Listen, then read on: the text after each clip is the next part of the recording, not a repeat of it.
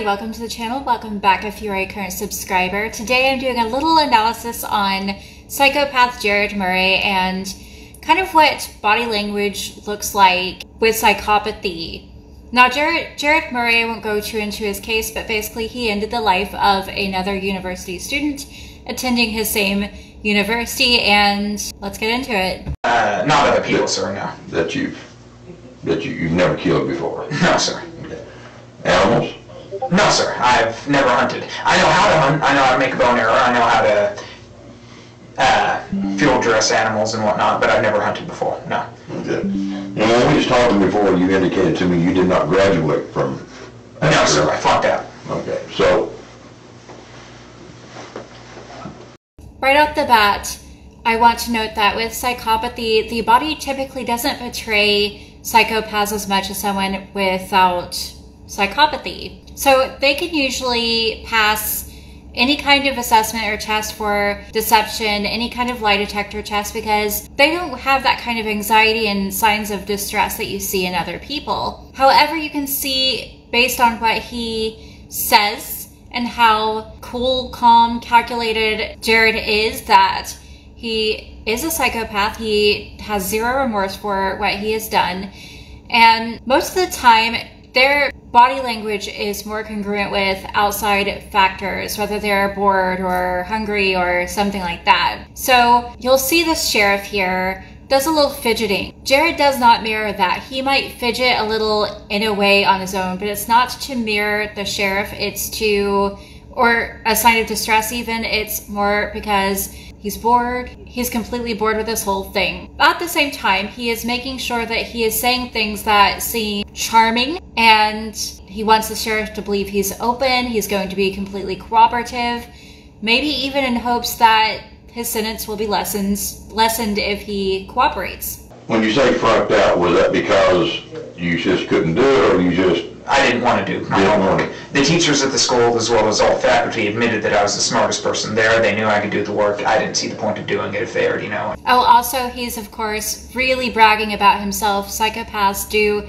tend to make sure that it is known that they are the best. And they love the sense of glory and attention that comes with being the best. Now, that's not all psychopaths all the time, but you can see that here when Jerrod here is like, I know all of this stuff. I'm the smartest in the class.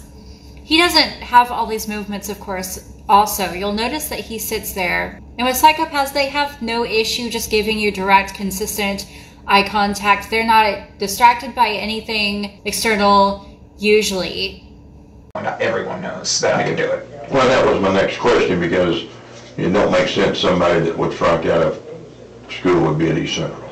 That summer, and I've been going to an organization called Upper Bound Math and Science since maybe 3 years ago. And would you do any Upper Bound and stuff in East Central? Yes, that's... So they have it in... They have both Upper Bound and Upper Bound Math and Science. It's obviously... But Seminole State College also does the same thing, so... Yeah. But I don't think you can get to math and science at Seminole State. I think that's just all it's just Upper Bound, yeah. Okay. So you've been going to East Central Upper Bound? Jerrod is also not giving specific, more in-depth details about some things that may make him look inferior in any capacity. Just kind of what he believes he definitely wants the sheriff to know, keeping in control what he doesn't want the sheriff to know. You'll notice the sheriff has a lot of hand movements. He's more anxious during this interrogation than Jerrod himself, who is being interrogated. 3 years, yes, sir. So, and what kind of grades are you making in college right now? I believe I failed everything except for choices and wellness, sir. Are you failing everything but choice? Yes, sir. And why is that? Laziness, I would suppose, sir. Okay. Didn't feel like going to classes. I mean, if I was already up in the central area to eat a meal, I would go to classes, because it's not like I have a problem going to classes. It's from the dorms to the central area. I was too lazy to travel that distance. Now, psychopaths can lie. They can manipulate, obviously, but their bodies, again, are not going to be the indicators that they are lying. You're not going to see that often in their body language. Jerrod does start to move his hands in this particular story. That's not an indication of distress or anything. He's just saying, I went here to here. And he's, I believe, becoming more calm with this sheriff. Not that he wasn't before, but trying to be a little more on the level of the sheriff as far as comfort goes. Maybe even in a way manipulating the sheriff to make the sheriff seem more comfortable with him for whatever reason. Psychopaths always have a goal. So with Jerrod also, he mentions he was lazy. Now, that might make him seem unfavorable in a way. That might shine a negative light on him, but he can't have the sheriff thinking that it was because he was stupid. So lazy is actually the better, more superior alternative here. Also, psychopaths do get bored. They are uninterested in something that does not align with any specific goal they're going towards. And I believe that some psychopaths have families that want them to pursue things that will get them somewhere, and they're kind of forced into this school setting that they're completely uninterested in, and they're going to be lazy about it. Psychopaths are typically intelligent, but not 100%, not in the way that media portrays them. There could be a little different development of the prefrontal cortex that I'm not going to go into because I'm not really an expert in that sort of thing, and hopefully that made sense. Not because you couldn't do the work? Not because I couldn't do the work. I was passing most of my classes before then. And what was your ambitions or your dreams to be? I had hoped to become a chemist for the Department of Defense. Kind of hard to do in Canada. Wouldn't you agree? Yes, sir. And I'm going to ask you this, and you can answer if you want. I'm having a hard time. Yes, sir. Do you feel any remorse? I'm sad that I got caught so quickly. But that's almost lessened by being caught by someone who has sheriff on their jacket, so... But for killing them, no. Okay, so it makes you feel better that, somebody had sheriff on their jacket that arrested you? Yes, sir. Opposed to what? A deputy or someone like that, sir. Now, I believe that this sheriff came into this interrogation room with the expectation that he would have to do a full-on interrogation and all of the techniques that come with interrogating a psychopath. And honestly, it's a little interesting that it is a sheriff doing this, but also Jerrod's being very respectful, open, cooperative, honest, for the most part, it seems. And it just seems that this is going to be very quickly. I think, in a way, that makes the sheriff nervous, because he's left with not really knowing what to do off of the plan of what he believed was going to happen. He most likely believed he was going to come into this room, and like most people who, in the lives of others, they're going to point fingers, they're going to manipulate, they're going to lie, they're going to be overly emotional or something. They're going to do something that's going to distract from the actual crime, and that's not the case with Jerrod. Jerrod is just saying, yes, sir, yes. And now he even says, I have no remorse. My only regret here is that I wasn't out longer. I couldn't get away with it any longer. But hey, at least it came from someone, higher up, superior. That really makes me look good. That's what Jerrod is saying. That makes me look good. I was caught by somebody. Somebody came after me that was up here in the hierarchy, and that makes me feel better. Aside from that, no real remorse. That is what Jerrod is telling us, of course. Okay, well, I'm not the sheriff. I'm aware of that. I'm the undersheriff. The person driving me up here told me that. But still, it's... So it makes you feel better that you got caught by somebody up in rank than somebody under. Yes, sir. But my question again is, do you have any remorse? No, sir. Okay. All right. No, live out here for a minute, okay? Yes, sir.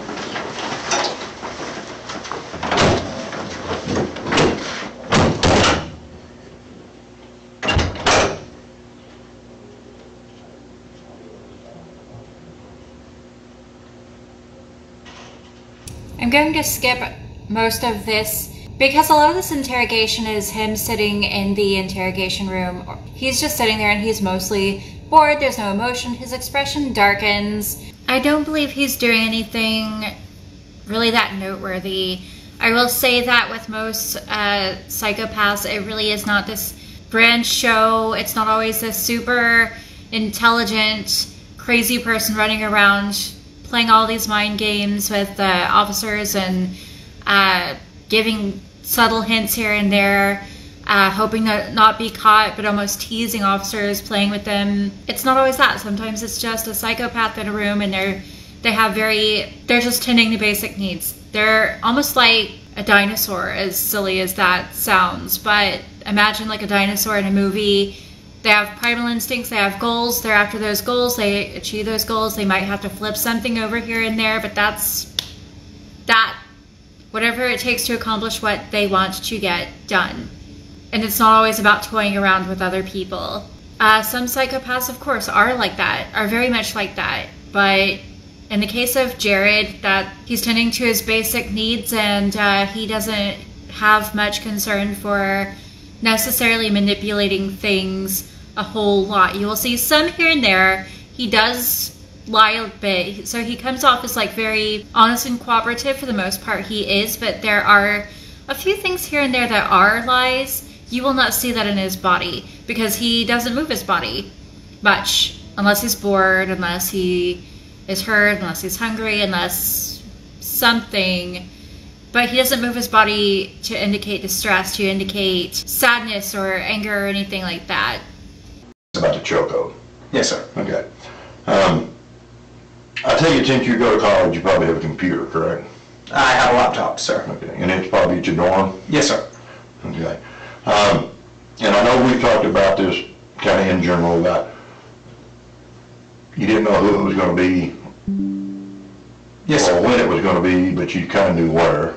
Yes, sir. And then you tried this Tuesday night. Yes, sir. And then he wasn't there, so he was home. This is now Friday morning, so it'd been Thursday night. Yes, sir. Okay. And I'll talk to you some about, was there going to be others? You made a statement earlier that you was happy that you got caught by somebody in the Vernica statute, yes, sheriff's office.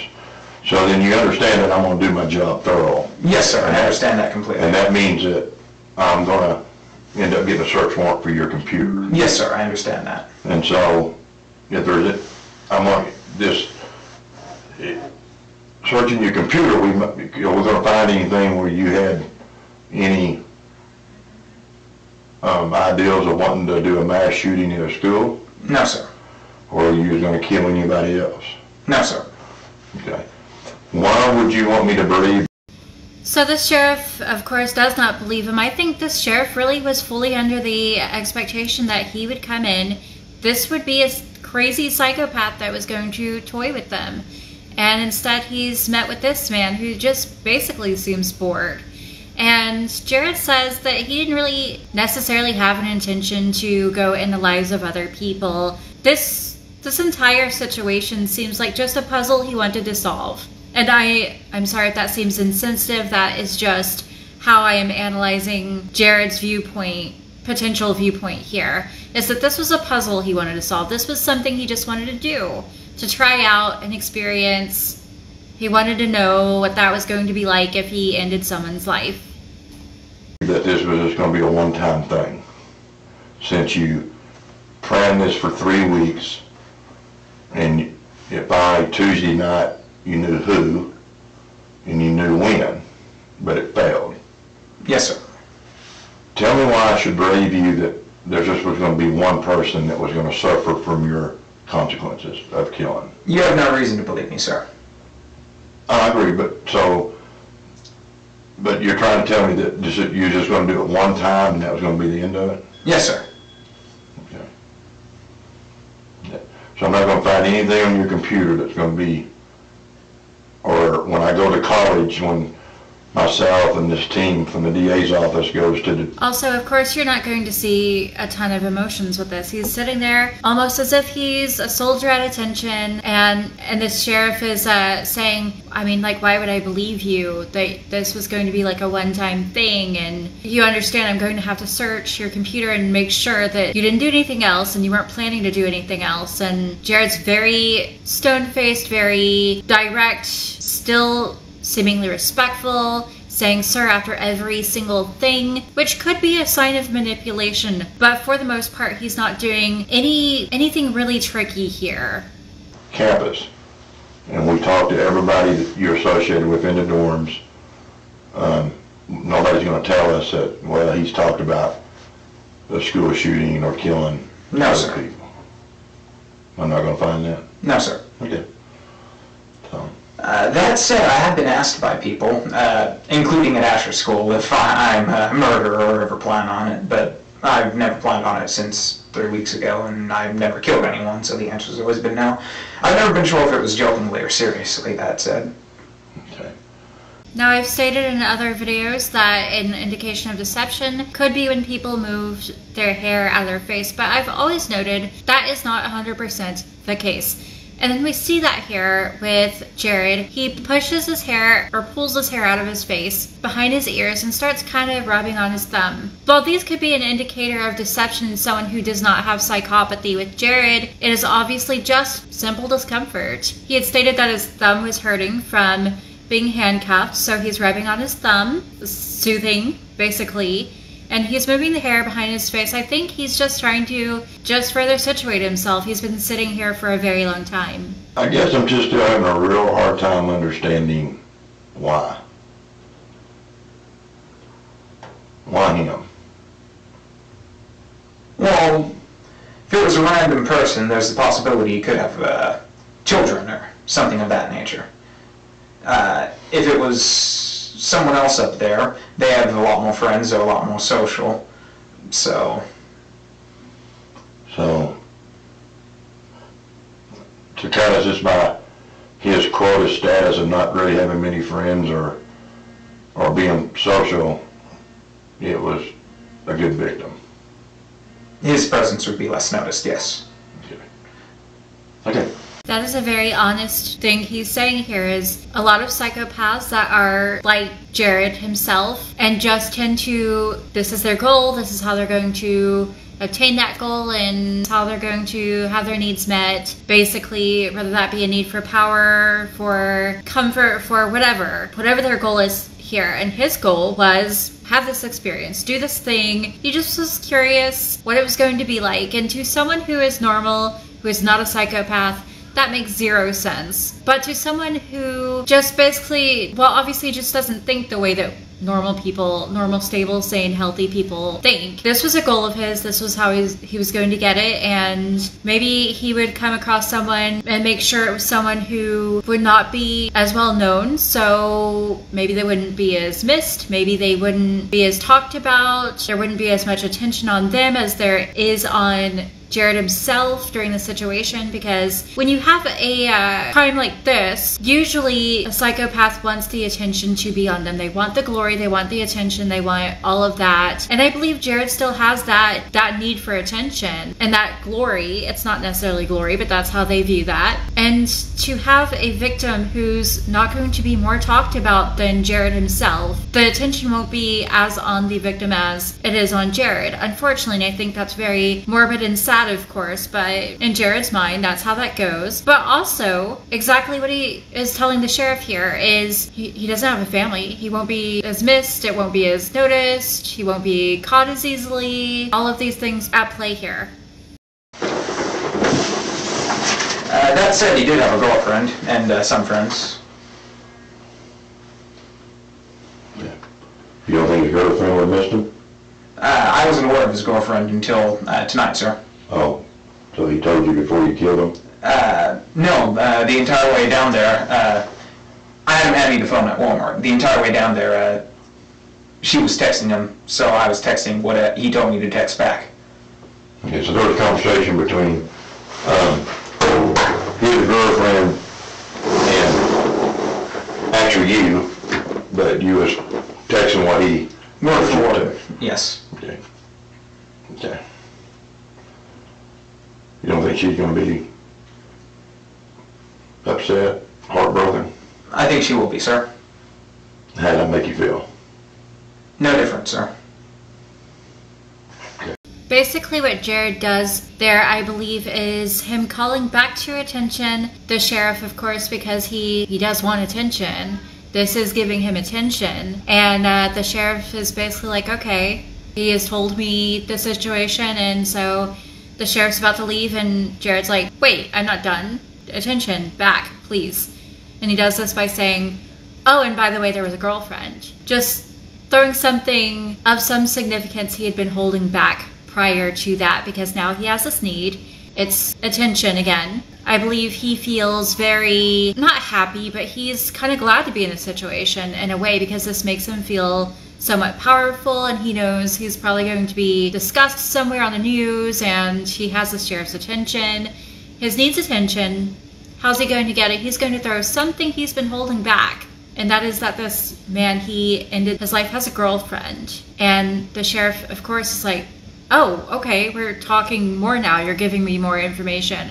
Because up until now, it's not that Jerrod had been necessarily manipulating and playing mind games, but he also omitted a lot of information. He didn't give information freely. He was direct, honest, but he, at the same time, didn't give too much detail, too much information. Just, I wanted this. This is what I did. This is how I did it. And this is why. So he omits information, but doesn't necessarily toy with this officer. And again, the officer goes to leave, and, sorry, the sheriff goes to leave, and Jerrod's like, I still need attention. By the way, he had a girlfriend. And the sheriff says, okay, attention's back. And Jerrod says, I didn't know about the girlfriend. I texted the girlfriend. That's conflicting information, so that's interesting. You do not see any movement, any indication that he has lied.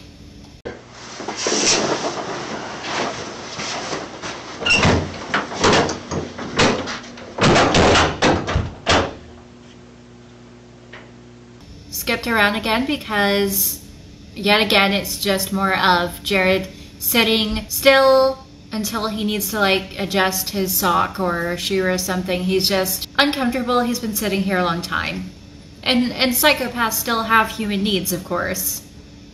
You know, we've been together since about 3 this morning, and I think you've been honest with me. I think you've told me just straight up, right out of the book, on what happened. Yes, sir. And, you know, I think you pretty much was right on cue on everything you told me. Yes, sir. The only thing I can, I'd hope to keep him out of it, sir. and I appreciate that. But, you know, you've done a terrible thing tonight. Yes, sir. You killed a young man. Yes, sir. Just for the simple fact of, I guess pretty much this is safe for you. Yes, sir. And what do you think should happen to you? Death sentence, sir. And why do you think you deserve the death sentence? An eye for an eye, sir. Do you believe an eye for an eye? Yes, sir. Now, just that little bit, that part was interesting to me because he takes a long pause before he answers the sheriff's question. What do you believe should happen to you, Jerrod thinks? Before he responds, well, the death sentence. I think that is a bit of manipulation there, actually, because I don't truly believe that Jerrod fully thinks he deserves the death sentence. I think if he truly believed in eye for an eye, he would have turned himself in. He most likely wouldn't have even done what he did. But here he is, he's telling the officer this, and then he starts to speed up a sentence at the end there. Yes, right, do, very quickly. So he goes from pause, long pause, and I believe at that point he's trying to decide, well, do I want more of the sheriff's attention? Do I want to make this an even longer interrogation by omitting more facts, by lying, by saying something that's going to really throw off the whole thing, maybe invite more questions? What do I want to do here? And he lands on, I believe I deserve the death sentence. And that's somewhere, I guess, more towards the extreme side of what he could have done there. Because he could have said, well, a very long sentence, life sentence. Of course he could have said that, but he says, the death sentence, I believe in an eye for an eye, which is just not necessarily true. All right. We'll be getting you taken out to the jail here shortly, okay? Yes, sir.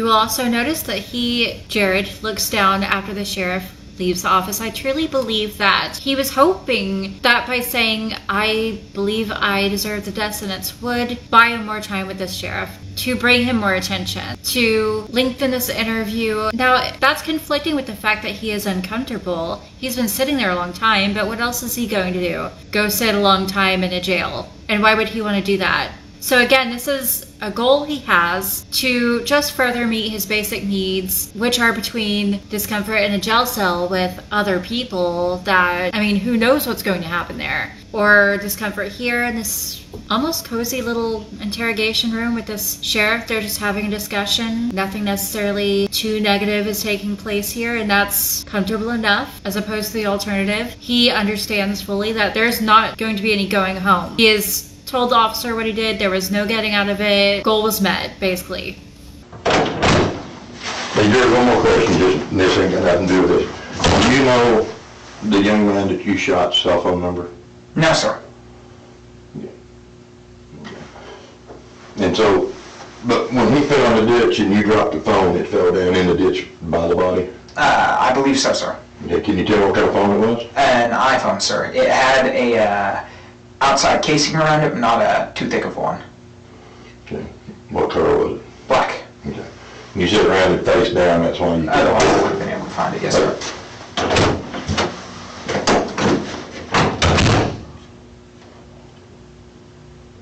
I think a lot more of Jerrod's discomfort shows here just the fact, again, that he's been sitting there a long time.